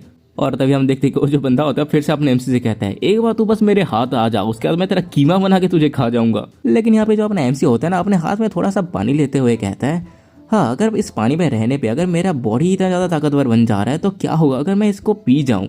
और ये कहते ही अपना जो एमसी होता है वहाँ के पानी को पीने लगता है और इसको देखे हुए जो बंदा होता है वो सोचा होता है क्या आखिरकार ये बच्चा करने के क्या सोच रहा है। और हम इधर अपने एमसी को देखते हैं जो कि पानी के अंदर से अपने फेस को बाहर निकालता है और हम देखते हैं कि उसकी जो लाइफ एनर्जी होती है ना वो धीरे धीरे घट रही होती है और इससे जो अपना एमसी होता है ना उसको बहुत ज़्यादा तकलीफ हो रही होती है और वो कह रहा होता है मेरा अंदर पूरी तरह से जल रहा है, लेकिन खैर अगर मुझे ताकतवर होना है तो मुझे रुकना नहीं चाहिए। और इतना कहते ही वो वापस से उस पानी को पीने लगता है और हम तभी उस बंदे को देखते हैं जो कि कहता है क्या ये पागल वागल तो नहीं हो गया। और वो उसके बाद अपने एमसी को उससे बाहर खींच लेता है और उसके बाद वो अपने एमसी को हमला करते हुए कहता है क्या तुम कोई जीनियस हो या बस कोई ऐसे पागल वागल हो जो कि ऐसे मरने से पहले हरकतें कर रहा है। और इसके बाद वो अपने एमसी को जैसे हमला करने की कोशिश कर ही रहा होता है कि तभी हम देखते हैं कि जो अपना एमसी होता है ना उसको अपने हाथ से ही रोक लेता है और इसको देख के जो बंदा होता है पूरा शौक हो जाता है और वो कहता है कि क्या आखिरकार तुमने ये कैसे किया। और हम तभी देखते हैं कि अपना जो एमसी है ना उसके बॉडी के चारों तरफ एक गोल्डन ऑरा दिखाई दे रही होती है और इसे देखो जो बंदा होता है ना वो बहुत ज़्यादा शौक हो चुका होता है और वो बोलता है क्या क्या इसने ये कैसे किया, ये तो बॉडी रिफाइनिंग टेक्निक है और इसने तो इससे लेजेंडरी गोल्डन बॉडी मैनिफेस्ट कर ली। आखिर इसने ये कैसे कर लिया गोल्डन बॉडी मैनिफेस्ट, ये तो जीनियस से ऊपर वाले जीनियस के लिए बहुत ज़्यादा मुश्किल होती है। आखिर इस अनजान लड़के ने ये कैसे कर दिया। और उसके बाद तो सीधे अपने एमसी के ऊपर हमला कर देता है और कहता है मरो। लेकिन जो अपना एमसी होता है ना वो बहुत तेजी के साथ उल्टा उसके ऊपर ही हमला कर देता है और उसके बाद हमारा सीन शिफ्ट होता है और हम देखते हैं कि जो चारों मास्टर होते हैं ना वो बैठ के खाना खा रहे होते हैं। और तभी जो फोर्थ मास्टर है वो वहाँ पे आते हुए कहता है अगर तुम लोग चावल पकाने वाले हो तो लो इसका इस्तेमाल करो। और जो मास्टर त्यानियान होता है वो फोर्थ मास्टर से पूछता है आखिरकार चैन कहाँ पर है। थर्ड मास्टर बोलता है मैंने आज उसे नहीं देखा, आमतौर पर वो खाने से पहले तो आ जाता है लेकिन आज वो कहाँ पर है। और तभी जो फोर्थ मास्टर होता है ना वो खाना खाने ही वाला होता है कि मगर तभी जो मास्टर त्यानियन होता है ना वो कहता है खाना बाद में, पहले मुझे ये बताओ कि आखिरकार चैन कहाँ पर है। और जो फोर्थ मास्टर होता है वो कहता है कि वो तो बैकयार्ड के पीछे जो तालाब नहीं है क्या, वहाँ पे कल्टीवेशन की प्रैक्टिस करने का है। और ये सुनते ही जो मास्टर त्यानियन होता है वो कहता है कि हाँ शायद स्विमिंग से उसकी कल्टीवेशन में थोड़ा सुधार है। लेकिन तभी उसको ना कुछ नोटिस होता है और वो शौक होते हुए कहते हैं एक मिनट क्या कहा आपने। और तभी जो सेकंड मास्टर होता है वो कहता है अरे नहीं, बैकयार्ड वाला जो तालाब है उसका पानी बहुत ज़्यादा टॉक्सिक है, अगर उसके अंदर कोई जाता है तो उसके बॉडी में जितना मन है वो हड्डियों से पूरा उतर जाएगा। और ये इसके बाद जो सारे के सारे मास्टर होते हैं ना भागते हुए उसी तालाब की तरफ जाते हैं। और जो मास्टर त्यानियन होते हैं ना वो भागते हुए कहते हैं अरे यार कितने टाइम के बाद हमें कोई डिसाइपल मिला था और वो इस तरह से मरेगा, ये सब के सब मेरी ही गलती है। क्या हुआ कि उसके पास कोई कल्टीवेशन का टैलेंट नहीं था तो मैं कोई रास्ता तो निकाल लेता और उसको दे सकता था। तभी वो जो मास्टर्स होते हैं ना उनको उस तालाब के पास ना कोई एक बॉडी गिरी हुई दिखाई देती है और सही भाग के ना उसके पास आते हैं। और जो थर्ड मास्टर होता है वो कहता है मुझे नहीं लगता कि ये किसी भी तरह से बचा होगा। और तभी जो मास्टर त्यानियान होता है ना वो उस बॉडी को पलटता है और कहता है मुझे माफ़ कर देना चैन, ये सब मेरी गलती है, मेरी वजह से ये सब हुआ है। लेकिन वो जो देखता है उससे वो पूरा हैरान हो जाता है। तभी वो लोग देखते हैं और कहते हैं कि एक मिनट रुको, ये तो चैन की बॉडी नहीं है, आखिरकार वो कहाँ है। और ये जो बॉडी है इसके कपड़े देख के तो ऐसा लग रहा है कि ये डीमन कल्ट से है। और ये लोग ऐसा बकवास कर ही रहे होते हैं कि तभी अपना एमसी ना उस तालाब से बाहर निकलता है और अपने मास्टर्स को देख के कहता है अरे मास्टर मैं यहाँ पे हूँ। और ये देख के सभी जो मास्टर होते हैं ना वो हैरान होते हैं। और थर्ड मास्टर उससे पूछता है एक मिनट तुम इस लेक में क्या कर रहे हो? और जो अपना एमसी होता है वो कहता है मुझे फोर्थ मास्टर ने बताया था कि अगर मुझे कल्टीवेशन करनी है तो ये जो तालाब है मुझे अच्छा रिजल्ट ला के देगी। और ये सुनने का जो मास्टर त्यानियन होता है ना वो पूछता है एक मिनट, क्या तुम्हें इस तालाब से कोई दिक्कत नहीं हो रही? और जो अपना एमसी होता है उन्हें बताता है कि शुरुआत में थोड़ी दिक्कत हुई मगर अब मुझे कोई परेशानी नहीं होती, और इसके अलावा मैं तो इस तालाब का पानी भी बहुत पी चुका हूँ। और तभी जो थर्ड मास्टर होता है वो कहता है एक मिनट, क्या तुम हमसे मजाक कर रहे हो? और तभी जो मास्टर त्यानियन होता है ना वो पूछता है और आखिरकार ये डीमन सेक्ट वालों का क्या चक्कर है? और जो अपना एमसी होता है ना ये सुनते ही कहता है कौन ये? अरे इनको तो मैंने मारा है। और जो सेकंड मास्टर होता है वो कहता है मुझसे मजाक मत करो, तुमने तो अभी तक तुम्हारी कल्टीवेशन भी शुरू नहीं की है, तो तुमने इस डीमन सेक्ट के डिसाइपल को कैसे मार दिया? और तभी जो थर्ड मास्टर होता है वो कहता है देखो चैन, ये कोई आम बात नहीं है कि यहाँ पे डीमन सेक्ट से कोई चला आया। और जो अपना एमसी होता है वो कहता है कि मास्टर मैं सच बोल रहा हूँ, इसे सच में मैंने ही मारा है। और तो जो सेकंड मास्टर होता है वो कहता है देखो यार मुझसे मजाक मत करो, चलो यहाँ पे आओ और मुझसे लड़के बताओ कि आखिरकार तुमने इसको कैसे मारा। और ये सुनते ही जो अपना एमसी होता है वो कहता है सेकंड मास्टर मुझे नहीं लगता कि ये कोई अच्छा आइडिया है। और ये सुनते ही जो सेकंड मास्टर होता है हंसते हुए बोलता है चलो भाई तुम्हें इसमें क्या गलत लगता है? हाँ तुम्हारा ये मास्टर है ना उसको तुम एक चोट भी नहीं रख सकते। और इतना कह ही रहा होता है कि तभी जो अपना एमसी होता है ना उसको एक जोरदार मुक्का लगाता है जिससे वो जो मास्टर होता है ना और दूर जाके दीवार को तोड़ते हुए निकल जाता है। और ये देख के वहाँ पे जितने मास्टर्स होते हैं ना सारे के सारे हैरान हो जाते हैं। और उसके बाद जो सेकंड मास्टर होता है वो कहता है आखिरकार ये कैसी सिचुएशन है? और जो अपना एमसी होता है वो कहता है आप तीनों मास्टर जो देख रहे हैं ना वही सिचुएशन है, अभी और क्या हो सकती है? और उसके बाद जो सेकंड मास्टर होता है वो त्यानियन से पूछता है हेवनली आए तुम्हें क्या लगता है? और मास्टर त्यानियन बोलते हैं उस दिन जब जाओ चैन ने चैनकी के ऊपर जानलेवा हमला किया था तब भी जो चैन है उन हमलों से नहीं मरा था, और इसीलिए उस दिन मुझे थोड़ा सा शक आता है कि जो चैन है उसके पास कल्टीवेशन की भले टेक्निक ना हो लेकिन इसके पास कमाल की फिजिक है। और तभी जो थर्ड मास्टर होता है वो कहता है इसके ऊपर पॉइजन का भी कोई असर नहीं होता और बड़े से बड़ा घाव भी जल्दी ठीक हो जाता है। मुझे तो लग रहा है कि इसके पास लेजेंडरी सिंगल बॉडी है। और इधर अपना जो एमसी होता है ना उसको कुछ घंटा समझ नहीं आ रहा होता और वो कहता है कि क्या सिंगल बॉडी, ये लोग ये क्या बकवास बात कर रहे हैं? मास्टर त्यान होता है वो कहता है कि हाँ सिंगल बॉडी, इसको प्योर यन बॉडी भी कहा जाता है जिसको काउंटलेस ओमेन कल्टीवेटर मानते हैं। लेकिन दुख की बात यह है कि इस बॉडी के साथ ये किसी लड़की के पास नहीं जा पाएगा। अगर वो इसके पास गया तो इसकी जो एनर्जी है वो बिखरने लगेगी और इसकी बॉडी टूट जाएगी। और ये सुनने के बाद जो अपना एमसी होता है वो कहता है सेकंड मास्टर अब जब मेरे पास प्योर यन बॉडी है तो क्या मैं अब कल्टीवेशन प्रैक्टिस कर सकता हूँ?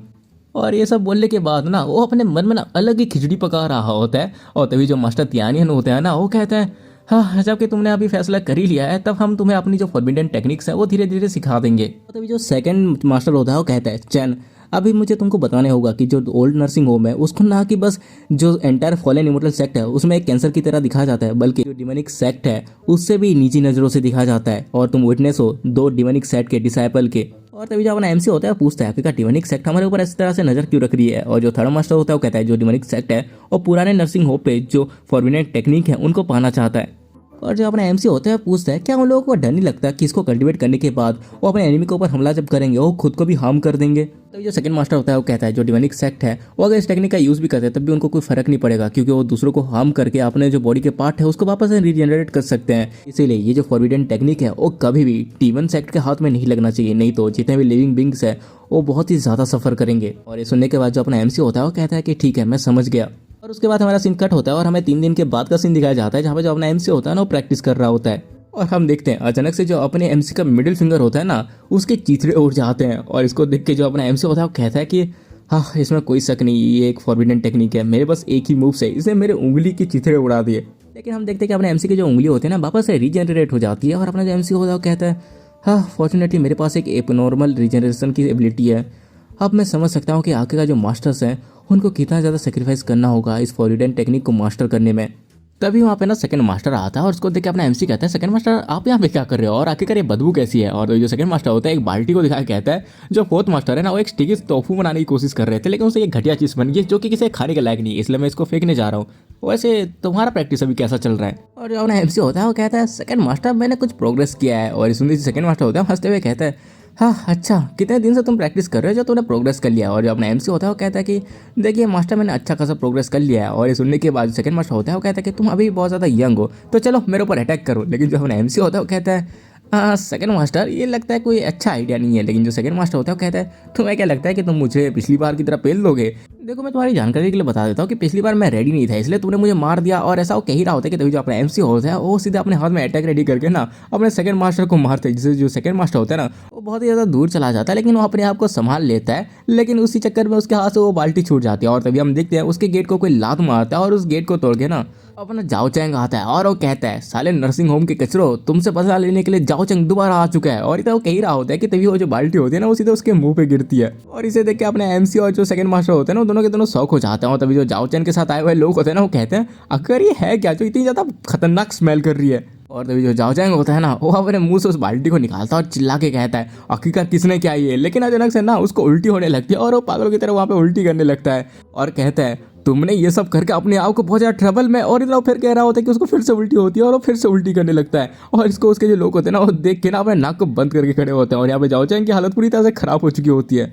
और तभी जो जाओ चैंग के साथ जो बंदा होता है वो कहता है ये तुमने ऐसे जानबूझ के किया या अचानक से हो गया? और जो अपना एमसी होता है वो कहता है कि वैसे ये हमने जानबूझ के नहीं किया, ऐसे ही हो गया था। और ये सुनकर जो बंदा होता है ना बहुत ज़्यादा गुस्सा हो जाता है और उन सबको धमकी देने लगता है कि आखिरकार तुमने इन्फोर्समेंट हॉल के साथ तुमने पंगा कैसे लिया, ये सब फलाना वलाना। और वो अपने एमसी को बुलाता है कि तुम्हें इन्फोर्समेंट हॉल में जाना पड़ेगा ताकि उसके ऊपर कार्रवाई हो सके।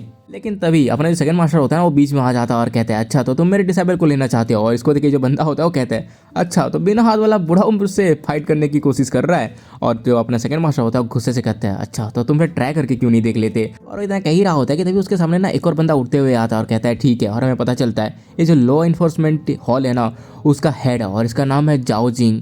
और इसको अपना जो सेकंड मास्टर होता है ना वो भी पहचान जाता है और कहता है कि लॉ इन्फोर्समेंट हॉल का मास्टर जाओ जिंग। और जो जाओ जिंग होता है ना उसका नीचे आके कहता है डिवाइन फीस्ट। अच्छा तो यही रीज़न है कि फॉलन इमोर्टल सेक्ट ने अभी तक तुम लोगों को यहाँ पे रखा हुआ है। देखो मैं यहाँ पे बस तुम्हारे डिसाइपल के लिए आया हूँ, इसलिए मैं तुमको आखिरी चांस देता हूँ कि जल्दी से अपना जो डिसाइपल है वो मुझे हैंड ओवर कर दो।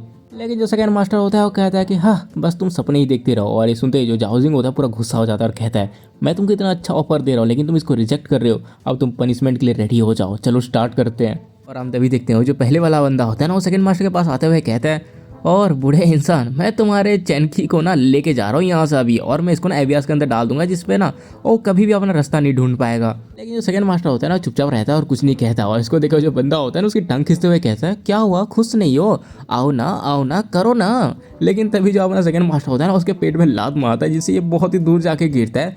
और इसको देख के जो जाओजिंग होता है वो कहता है तुमने हिम्मत की इसके ऊपर हमला करने की? हाँ। लेकिन तभी जो अपना सेकंड मास्टर होता है वो कहता है देखो यार मैंने उसके ऊपर हाथ नहीं उठाया, मैंने उसको अपने पैर से मारा है। लेकिन तभी जो जाओजिंग होता है गुस्से से उसके पास दौड़ के आता है और कहता है कि ओल्ड नर्सिंग होम ने बॉटम लाइन को क्रॉस किया, अब मैं छोड़ूंगा नहीं। और ये सुनते ही जो सेकंड मास्टर होता है वो कहता है कि हाँ जैसा कि मैं तुमसे डरता हूँ नहीं। उसके बाद वो उसके अटैक को ना एक हाथ से रोक लेता है जिससे कि जाओजिंग होता है ना वो पीछे हट जाता है और वो कहता है डिवाइन फिस्ट तुम एक ऐसे मॉडल के लिए लड़ रहे हो जिसको कि तुम कुछ टाइम के लिए जानते हो और ये बिल्कुल भी वर्थ इट नहीं है। और ये सुनते ही जो सेकंड मास्टर होता है वो कहता है कि क्या वर्थ इट? और इसके साथ साथ तो हमें बाकी 3 मास्टर आ जाते हैं और वो भी कहते हैं क्या कहा तुमने वर्थ इट? और इसको देख के जो अपना एमसी होता है ना उसकी आंखों से तो खुशी के आंसू आ जाते हैं और वो कहता है कि मास्टर्स। और इन सबको देख के जो जाओजिंग होता है ना बहुत ज़्यादा इरिटेट हो जाता है और कहता है तुम में से हर एक अपने आप को खतरे में डाल रहा हो भी किसी और की सेफ्टी के लिए। मुझे लगता है कि तुम सारे के सारे इंसेन हो और अगर ऐसी बात है तो आज मैं ये ओल्ड नर्सिंग होम को पूरा मिटा दूंगा रिसेप्ट के लिए। और उसके बाद ना वो अपने हाथ से ना एक बहुत बड़ा पगोड़ा जैसा कुछ निकालता है और जो कि बहुत ही ज़्यादा बड़ा हो जाता है। और इसको देख के जो पहले वाला बंदा होता है ना खुश होकर कहता है अरे ये तो ट्रू मिस्ट्री पगोड़ा है और ये लॉ इन्फोर्समेंट का सीक्रेट आर्टिफैक्ट है। और क्योंकि इस चीज़ से ओल्ड नर्सिंग होम को डिस्ट्रॉय किया जा रहा है इसलिए तुम लोगों को बहुत ज़्यादा ऑनर महसूस करना चाहिए। और इसको देखिए जो थर्ड मास्टर होता है वो कहता है मिस्ट्री पकौड़ा को लेके आना। ऐसा लग रहा है कि इस बार जो जाओ जाएंगे वो पूरी तरह से प्रिपेयर होकर आए हैं।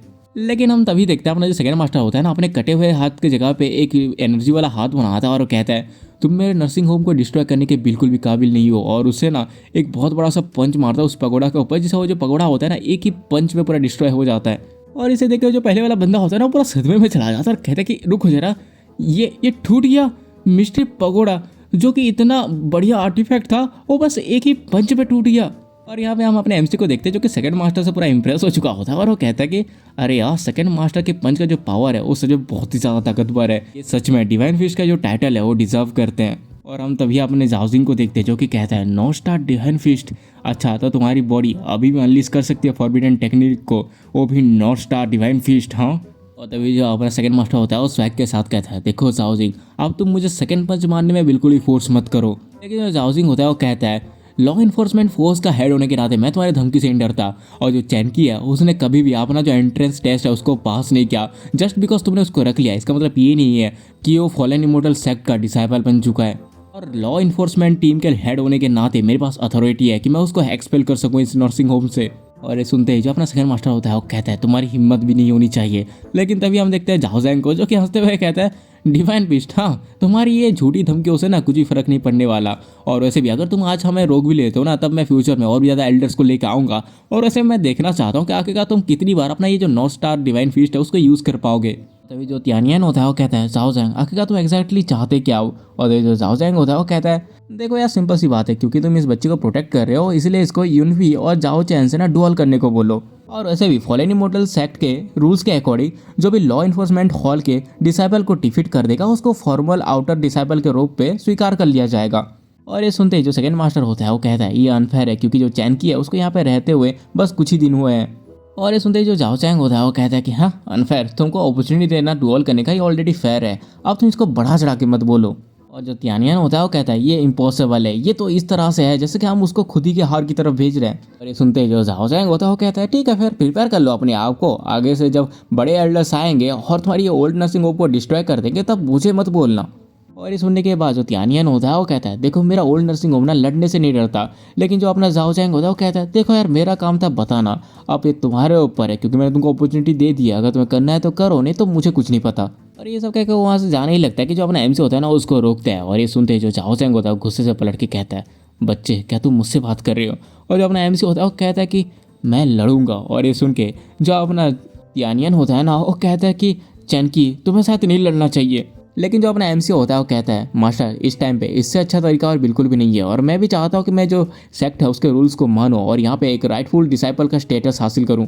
और ये सुनते ही जो झाओ चैंग होता है ना पूरा खुश हो जाता है और हंसते हुए कहता है अच्छा राइटफुल डिसाइपल का स्टेटस, आखिरकार इसमें और मनने में फ़र्क क्या है। और उसके बाद वो अपने एमसी की तरफ आने लगता है और कहता है हॉल मास्टर मुझे इस बच्चे का ख्याल रखने दीजिए, और वैसे भी किसी की हिम्मत नहीं है मेरा जो फाउंडेशन है उसको हार्म करने की। और उसके बाद वो सीधा अपने एमसी के ऊपर हमला कर देता है जो कि सीधे जाके अपने एमसी को लगता है और अपना जो एमसी होता है ना इसे जमीन में जाकर टकराता है जिससे जो जमीन है वो भी टूट जाती है। लेकिन अपने एमसी को घंटा कुछ नहीं होता। और हम तभी देखते हैं जो झाओ चैंग होता है ना फिर से अपने एमसी को हमला करने के लिए आता है और कहता है हमेशा की तरह कमजोर, कितनी शर्म की बात है। लेकिन हम तभी देखते हैं अपना जो एमसी होता है ना फिर से उसके गोटे को पकड़ने की कोशिश करता है, लेकिन इस बार ना वो उसको डॉच कर लेता है और हंसते हुए कहता है हाँ तुम इस बार मेरे गोटों को पकड़ने की कोशिश कर रहे हो, सपने ही देखते रहो। लेकिन वो इतना कह ही रहा होता है कि अपने एमसी के हाथ में उसका जैकपॉट लग जाता है। और जैसे ही झाओ चैंग को ये रियलाइज होता है ना वो उसके मास्टर्स को कहता है फॉरबिडन टेक्निक येन क्या छेन टेक्निक, आखिरकार तुम्हारी हिम्मत कैसे हुई इस तरह के बच्चे को इस तरह की फॉरबिडन टेक्निक सिखाने की। लेकिन तभी जो अपना एमसी होते हैं ना उससे कहता है अरे तुम्हें तो फीमेल कल्टीवेटर्स के साथ खेलने में बड़ा मज़ा आता है ना इससे,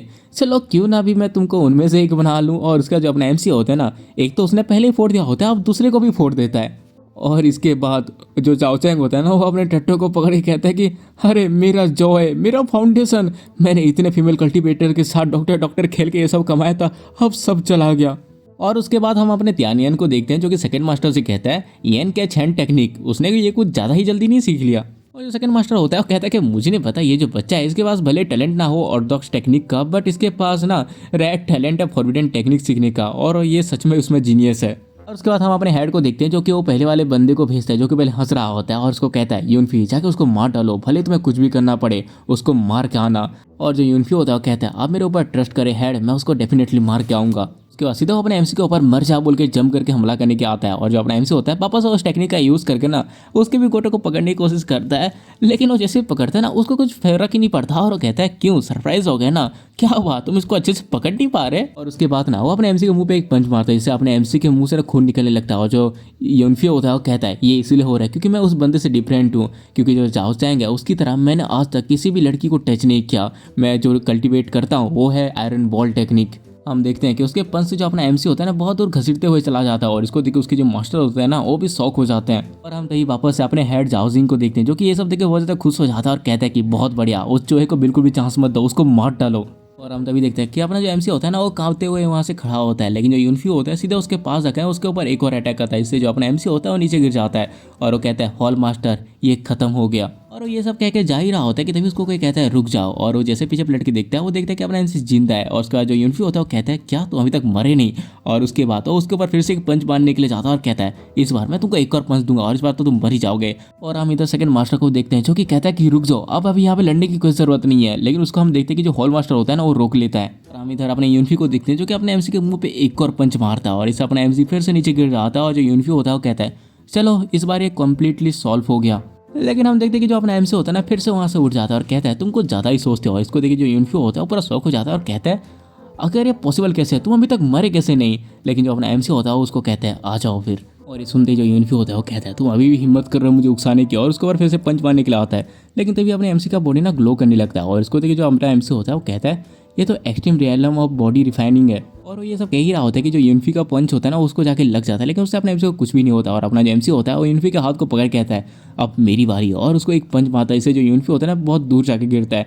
और इसको देख के जो हॉल मास्टर होता है वो कहता है कि इस लड़के की बॉडी ये तो extreme realm of body refining में पहुंचने वाली ओल्ड नर्सिंग होम ने सच में एक टैलेंटेड डिसाइपल को प्रोड्यूस किया है। और उसके बाद हम अपने त्यानियन को देखते हैं जो कि अपने एमसी को देख के कह रहा होता है ऐसा लग रहा है कि हमने इस लड़के को जितना सोचा था ये उससे ज़्यादा एक्स्ट्रा ऑर्डिनरी है। हम तो ये हॉल मास्टर को देखते हैं जो कि यूनिफी से कहता है यूनिफी इस बच्चे को मारने में कोई कसर मत छोड़ना। और उसका जो यूनिफी होता है ना वो बहुत ज़्यादा गुस्सा हो जाता है और उसके चारों तरफ रेड कलर की ऑरा निकलने लगती है जिससे उसका शर्ट भी फट जाता है। और वो कहता है चैन की तुम्हें अभी मेरे सबसे ज़्यादा स्ट्रॉन्गेस्ट फॉर्म से लड़ना पड़ेगा, इसलिए तुम अपने आप को बहुत ज़्यादा ऑनर महसूस करो। और उसके बाद वो कहता है मर जाओ, और सीधा वो अपने एमसी के ऊपर हमला कर देता है जो कि अपने एमसी को लग जाता है और अपना एमसी दूर उठ जाता है। और हम देखते हैं अपने एमसी के मुंह से ना खून निकलने लगता है। और इसको देखे जो यूनिफी होता है वो कहता है चैनकी तुम मेरे सामने कुछ भी नहीं हो। और हम तो हॉल मास्टर को देखते हैं जो कि कहता है यूनिफी उसके पास आयरन बॉल टेक्निक जिसको कि वो 3 साल से प्रैक्टिस कर रहा है, वो भी सारी औरतों को अवॉइड करके एक बार अगर उसने अपने पूरे स्ट्रॉन्ग स्टेट को अनलीज कर लिया तो उसके बाद वो डिवाइन रैंक पे पहुंच जाता है जो कि फॉलन इम्पोर्टल सेक्ट के टॉप 100 के अंदर आता है। और तभी जो अपना एमसी होता है ना वो सेकंड मास्टर से कहता है सेकंड मास्टर क्या आप उस तालाब से एक बकेट पानी ला के मेरी मदद कर सकते हैं। और ये सुनते ही जो सेकंड मास्टर होता है ना पूरा हैरान हो जाता है और कहता है कि आखिर तुम्हें एक बकेट पानी क्यों चाहिए। और जो अपना एमसी होता है वो कहता है पीने के लिए। और ये सब सुन के जो सेकंड मास्टर होता है ना कुछ समझ ही नहीं पा रहा होता। लेकिन तभी हम देखते हैं यूनिफी को जो कि अपने एमसी को कुत्तों की तरह पीट रहा होता है। और जो अपना एमसी होता है वो कहता है जल्दी करिए। और वो सोचा होता है ये और यूनिफी के पावर के बीच बहुत बड़ा गैप है, इसीलिए बिना उस तालाब के पानी के सिमुलेशन के मेरे पास कोई भी चांस नहीं है उसको डिफीट करने का। और उसके बाद हम सेकंड मास्टर को देखते हैं जो कि कहता है कि ठीक है फिर मैं लाता हूँ। और उसके बाद जो सेकंड मास्टर होता है वो एक बाल्टी में पानी भर के ले आता है। और इधर हम अपने एमसी को देखते हैं जिसको कि यूनिफी पीट रहा होता है और वो कहता है आखिरकार मुझे तुम्हें मारने के लिए और कितना ज़्यादा पीटना पड़ेगा, तुम मरते क्यों नहीं। और उसके बाद जो यूनिफी होता है ना अपने एमसी को एक और जोर से पंच मारता है, इससे जो अपना एमसी होता है ना सीधे जाके सेकंड मास्टर के पैरों के नीचे गिरता है। और तभी जो सेकंड मास्टर होता है वो कहता है चैन की तुम्हें और फाइट करने की जरूरत नहीं है, तुम मेरा पीछा करो, मैं देखता हूँ आखिरकार किसकी हिम्मत होती है हमें रोकने की। लेकिन जो अपना एमसी होता है ना उस बाल्टी को लेते हुए कहता है इसकी कोई ज़रूरत नहीं है, जब तक वो मुझे एक सिंगल ब्लो पे नहीं मार देता तब तक वो मुझे कभी भी नहीं मार पाएगा। और हम तभी देखते हैं कि अपना जो एमसी होता है उस बाल्टी में अपना मुंह डाल देता है और उस पानी को पीने लगता है। और हम अपने हॉल मास्टर को देखते हैं जो कि उसको देख के कहता है क्या डिवाइन वाटर, आखिरकार वो कर क्या रहा है। और जो यूनिफी होता है वो कहता है अच्छा मरने से पहले पानी पीना चाहते हो, ठीक है फिर मैं तुम्हारी विश को ग्रांट करता हूँ। लेकिन तभी जो अपना एमसी होता है वो खड़ा होकर कहता है कि चलो वापस से आ जाओ फाइट करने के लिए। और इसको देखे जो यूनिफी होता है बहुत गुस्सा हो जाता है और कहता है कितने ज़्यादा एरोगेंट हो, और सीधा उसके ऊपर हमला करता है। लेकिन जो अपना एमसी होता है उसको अपने पंच से काउंटर करता है। और हम देखते हैं अपना जो एमसी होता है ना वो गोकू की तरह ग्लो कर रहा होता है। और इसको देखे जो हॉल मास्टर होता है वो कहता है इस बच्चे के बॉडी में जो गोल्डन लाइट थी वो और भी ज़्यादा ब्राइट हो चुकी है, और भी बस कुछ पानी पीने से इसकी जो स्ट्रेंथ है वो और भी ज़्यादा इन्हांस हो चुकी है, आखिरकार ये हो क्या रहा है। और उसके बाद हम अपने एमसी को देखते हैं जो कि यूनिफी से कहता है असली लड़ाई तो अब स्टार्ट हो गई, आ जाओ फिर।